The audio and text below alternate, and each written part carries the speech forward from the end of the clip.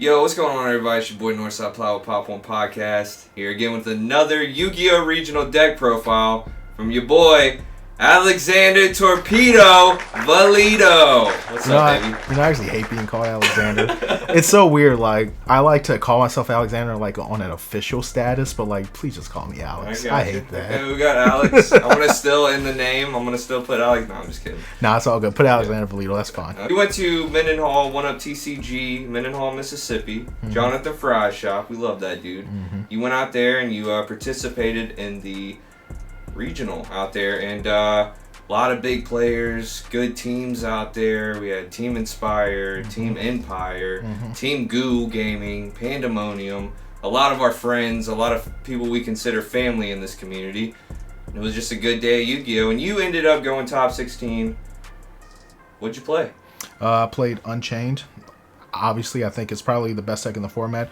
There's 4 best decks right now: Tier Elements, Unchained, Rescue Ace, and Pirelli. Mm-hmm. So it's kind of just a matter of the meta call. I'm a very mid-range combo player, and I feel like the 2 best decks for that type of playstyle is going to be Unchained and Rescue Ace. Mm-hmm. I went with Unchained just because it's more explosive going first, and I'm pretty good at breaking boards with the deck, so it was just the right call for me.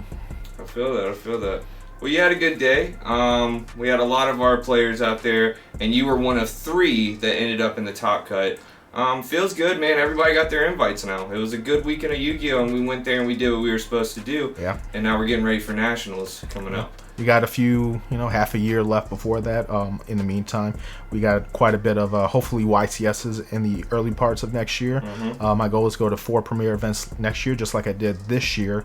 And, just constantly progressing as a player, and hopefully next year get that coveted first YCS top. Yep. You've also been doing a lot for our channel recently with our YouTube shorts and, going out there, being a real part of the community and putting your face out there as a player, but a little baby content creator. And, it's really good. And I'm going to let you guys know that all of that is Alex. He's going out there asking the questions. I'm just like, whatever you want to do for the channel, let's do it. And man, he's been working and killing it. Y'all go check that out for sure. Yeah, a lot of cool stuff on the TikTok, the YouTube shorts.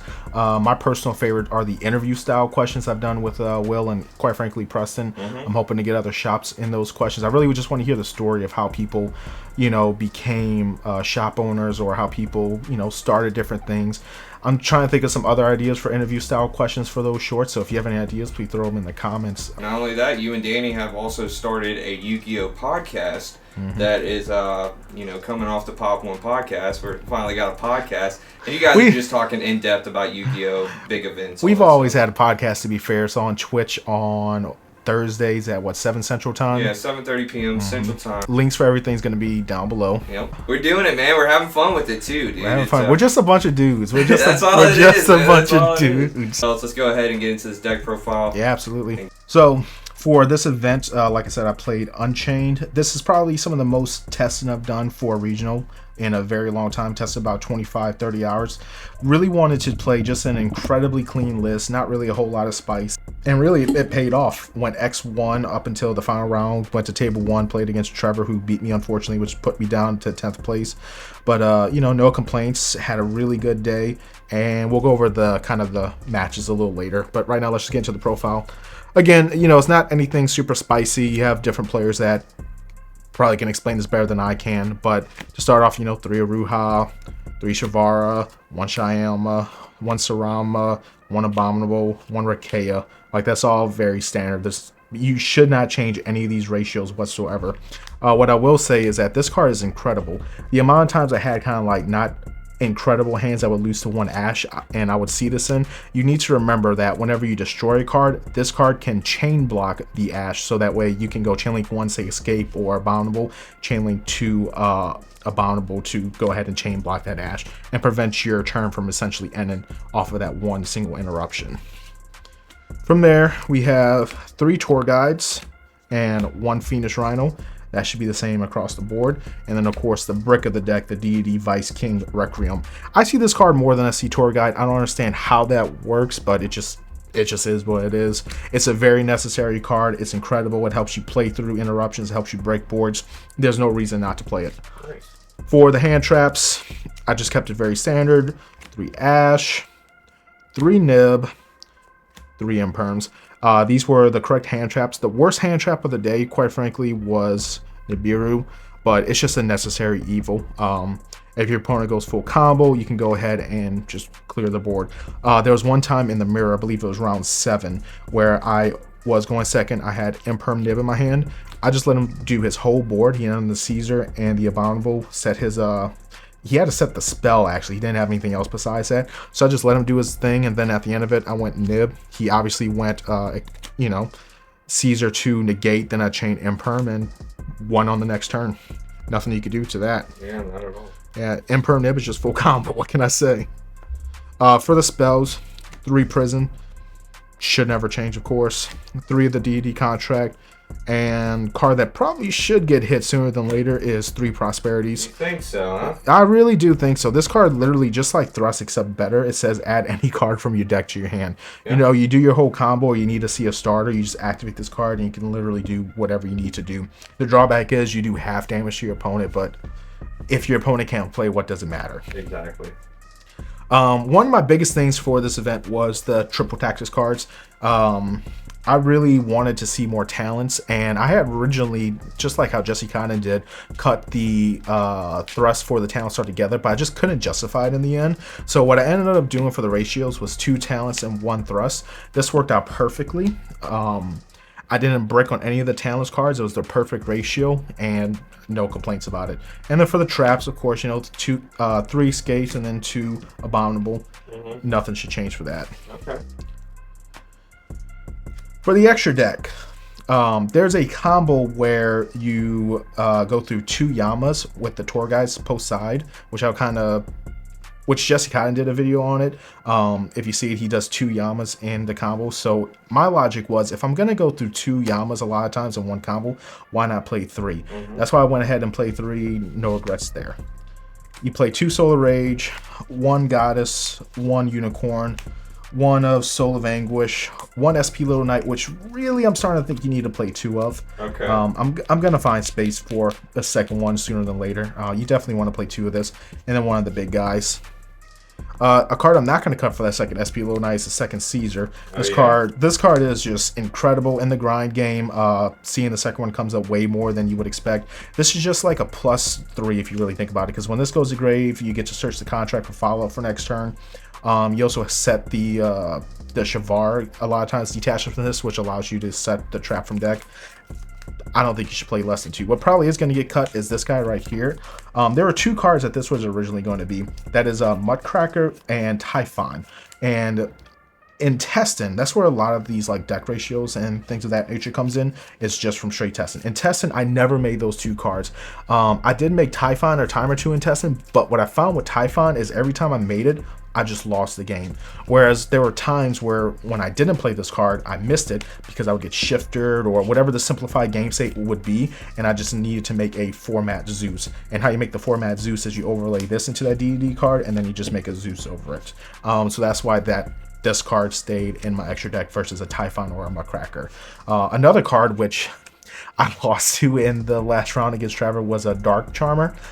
I don't know if I'm crazy about that because Aruha obviously locks you things and you can't make it while you have Shavar on field, but I don't know. Maybe that's a consideration, but we'll cross that bridge a little later. Yeah.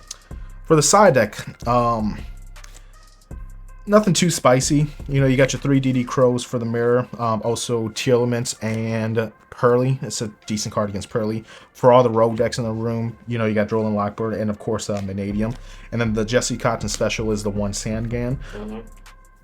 What I actually did a lot for this event, a lot of people say you cut the Phoenix Rhino chain for the Sandgan. I kept both in a lot of times, and depending on the state where my hand was, I would special on the Sandgan or Phoenix Rhino, depending on what I needed. But a lot of times it would just end up being the Sandgan anyways, and I was allowed to search myself the Drone Lockbird DD Crow. It was a really good card. This is gonna stay for sure.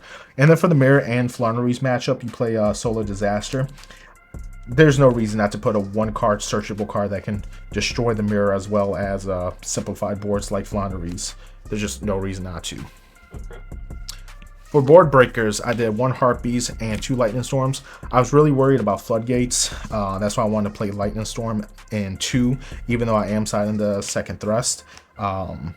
Seeing those back row floodgates, you just automatically lose the game. Round 2, I played against Marincess, and what lost me the game was seeing that Gozen match that my opponent made, and there's just nothing you can do. So I played that to avoid that at all costs possible. And then last but not least, for the Pearly matchup, Herald of the Abyss. It's just a 1 card to out the Pearly matchup. You don't need more than that.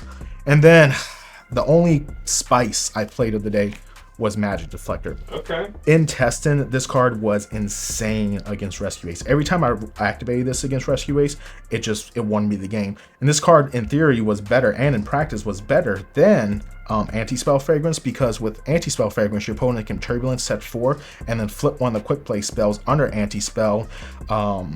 And there's just nothing you can do about that. Your opponent just got full advantage through the Anti-Spell Fragrance. Whereas this card, it just negates all of their quick plays for the entire turn. Additionally, it was good against Vanadium in practice because it shut out their field spells, which is integral to their combo. It was great against Flounderies, and it was just great against Pirelli as well. So in theory, this was just a great card. Issue was, for this event, of all 8 rounds, I did not see anything to be good against. That's just how it goes. Hindsight is 20/20, but the theory and the practice of this card was still just very good, and depending on what event I go to, this might make it back into the deck again. Plus, it's a normal trap, so you can set it off thrust, which is insane. What you smiling for, man? This is nothing, man. Shit. I topped the regional, bitch. Let's go. I just wanted to go over my matchups real quick. Round 1, I played the mirror. My opponent misplayed, and I think that kind of like helped me to take advantage of it. Game 3, he opened bad. I was able to just take it from there. Round 2 was Marincess. Like I said, he main decked a Gozen match, and I don't main deck the back routes. So, I lost game 1. He won the dice roll. Game 2, I made the normal board and just won from there. Game 3, I went second. All I had was Ash, and then he was able to set the water trap to look at my hand, just take away any board breakers I had. There was just no way I was winning that one. I don't know what it is about Marincess. I just have a hard time against that deck. Maybe I should play it and learn it. Round 3, I played against Tyr. His mills were really bad. He was playing the danger cards and things of that nature, but every time he would mill, it just wasn't good, so I was able to win that. Round 4, I played against Horus Phantom Knight. That was a very interesting deck. Those Horus cards are insane. I was able to beat that ultimately, but that was a really good match.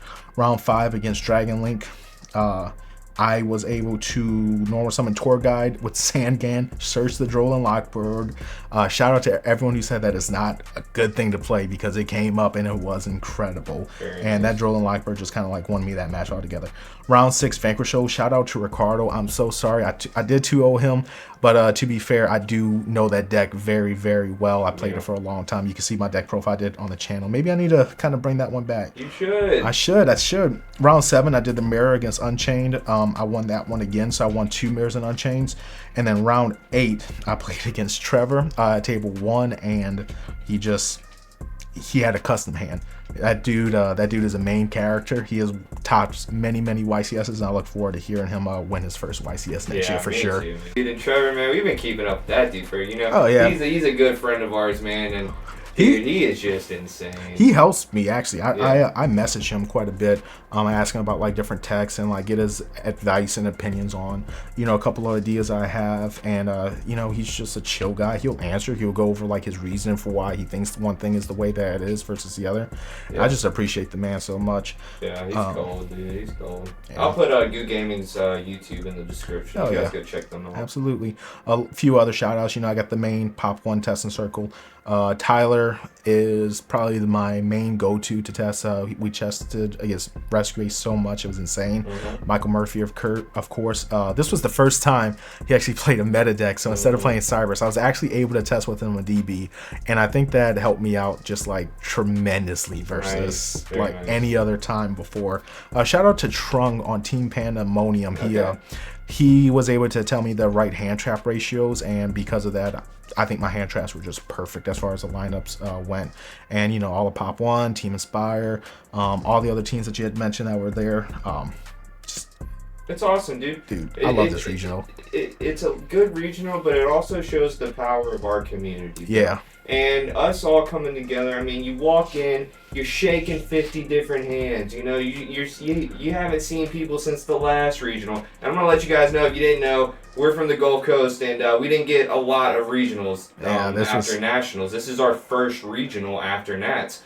And Nats was a little minute ago, you know, so we've been kind of, it was just such a good turnout. This is our first regional since, I want to say, May. Yeah, it was. It's been a hot minute. It's been a little minute, you know. We didn't, whenever they announced regionals, we didn't get any, and for the last season, yeah. I'm hoping that I hope that more are gonna come around again. Shout out One Up TCG, dude. I sent Fry a message. We were talking. I was like, you know, the community needs you, man. Like, you're one of those guys that, you know, we need you, and you always come through for us. You always hold these beautiful tournaments and have a good space for us to hang out and just be ourselves for a little while. Absolutely. It was a long regional too, man. We didn't get out of there. It was 8 rounds. Like, legit, I got there, I want to say, like 9 a.m. and we didn't leave till, what, 8:30? Yeah. I got home at like 1. I legit, I walked into my house and I was like, man, I can't stay awake. Yeah. I don't think I even, like, got into my PJs or anything. I just went straight to my bed and just fell asleep with jeans on and everything. The jersey, huh? Like, it's just, I was done. Yeah, it was 10th place, and you know, it was funny, right? I felt like pretty down because I've gotten to the point now where I'm kind of like wanted to get these tops and things of that nature. And there was a fun like conversation that we saw in Zodiac where it was like, hey, is anything past the top 8 a top? And I personally think it is, right? Yeah. I saw, the reason why I think that is because I saw a Jesse Cotton tweet today where he posed with his team at Worlds where they got 2nd place. They posed with the trophy, and the guy in the middle, I'm sorry, I know he's like a world champion. I forgot his name right now, but he wasn't looking too happy. And then Jesse Cotton said he's won Worlds before. This is all kind of like a novelty, like it's lost its novelty to it. And it just made me like reflect about how I felt after, you know, getting 10th place at the region. I was like, why though? How long are you or anyone's going to be good enough to be able to walk into a regional and know, hey, I'm going to be at the top tables all day. I know I'm going to most likely get, you know, that top 16 marks. And I really think that us as players just need to be able to appreciate and enjoy the moment, no matter what level we're at, whether you're a Trevor where you're constantly topping YCSs or, you know, you're still striving for that top YCS, even though you're doing good at regionals. Like, it doesn't matter what level you are, you should be proud of these accomplishments and just add these to your resume, your repertoire, whatever the case may be, and just be happy in the moment that you got that far. Again, I want to thank you, Alex, for going out there and doing what you were supposed to do. You got your invite, baby, and that's what matters. We're about to go to Nats and go crazy. Let's get a few YCSs under our belts, and then we'll take home Nats, and then hopefully I'll see you at Worlds, baby. One day. One day. I appreciate you, Alex. Thank you.